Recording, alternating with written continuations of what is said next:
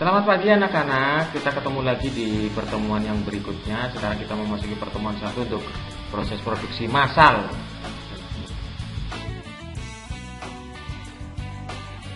Untuk pembelajaran pertemuan 1, tujuan pembelajarannya adalah melalui model pembelajaran discovery learning. Setelah melakukan kegiatan pengamatan, peserta didik dapat menjelaskan proses produksi, menerangkan proses produksi massal sebuah produk, dan mencontohkan proses produksi massal sebuah produk dengan mengedepankan perilaku jujur, disiplin, dan bertanggung jawab, responsif, dan proaktif selama proses pembelajaran. Kompetensi dasarnya adalah yang pertama, menerapkan proses produksi massal. Yang kedua, melakukan produksi massal. Yang pertama, pengertian produksi. Produksi adalah kegiatan yang dapat menimbulkan tambahan manfaat pada suatu barang. Pengertian produksi massal adalah sebuah metode memproduksi barang dalam jumlah besar dengan biaya yang rendah per unit.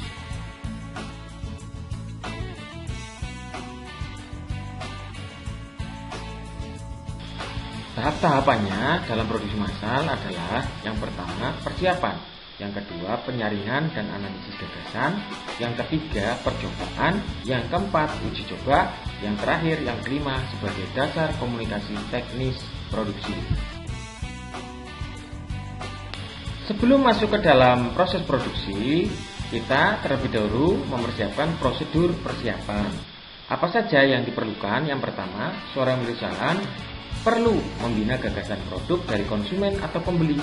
Yang kedua, seorang wirausahawan perlu mendorong para karyawan untuk ikut memikirkan gagasan produk yang akan diproduksi. Yang saya sebutkan tadi adalah termasuk jenis penyaringan dan analisis gagasan. Tujuannya apa? Tujuan utama penyaringan gagasan adalah proses produksi dan jasa untuk mendapatkan gagasan yang baik dan tepat di dalam pembuatan produk tersebut.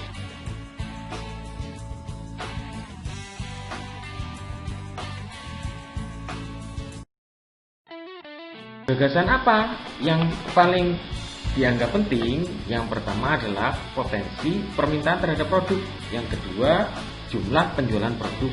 Yang ketiga, jumlah pemasaran produk. Yang keempat, kemampuan produk yang mendatangkan laba.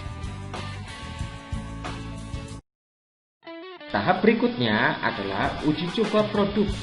Kenapa kok produk itu diuji coba? Manfaatnya adalah yang pertama, seorang wirausahawan akan memperoleh gambaran yang lebih luas tentang operasional sebuah produk. Yang kedua, seseorang wirausahawan akan menemukan kesalahan-kesalahan, kelemahan-kelemahan, cacat tidaknya, dan bermanfaat tidaknya dari produk yang dibuat. Tahap berikutnya adalah tahap komersialisasi. Tahap komersialisasi adalah proses memperkenalkan produk yang diproduksi kepada para konsumen atau pembeli. Di sini kalian harus menyiapkan kemudian yang nantinya itu yang akan komersialisasikan tujuan produksi massal. Tujuannya apa sih? Yang pertama, meminimalkan biaya serta memaksimalkan keuntungan. Yang kedua, memaksimalkan kepuasan pelanggan. Yang ketiga, meminimalkan perubahan nilai produksi. Yang keempat, meminimalkan perubahan tenaga kerja. Yang kelima, memaksimalkan perlengkapan dan inventaris pabrik. Ada beberapa faktor yang mempengaruhi produksi massal. Apakah kalian tahu? Faktor tersebut dibagi menjadi dua. Yang pertama, faktor internal. Yang kedua, faktor eksternal. Nah, apa sajakah itu?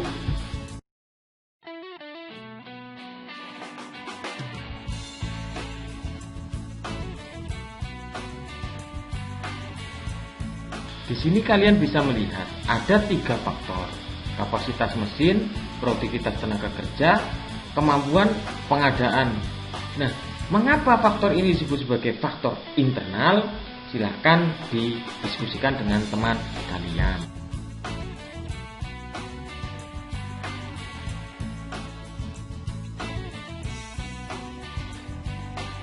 Setelah faktor internal, maka selanjutnya adalah faktor eksternal atau yang berpengaruh dari luar perusahaan. Yang pertama adalah kebijakan pemerintah, yang kedua adalah inflasi, yang ketiga bencana alam.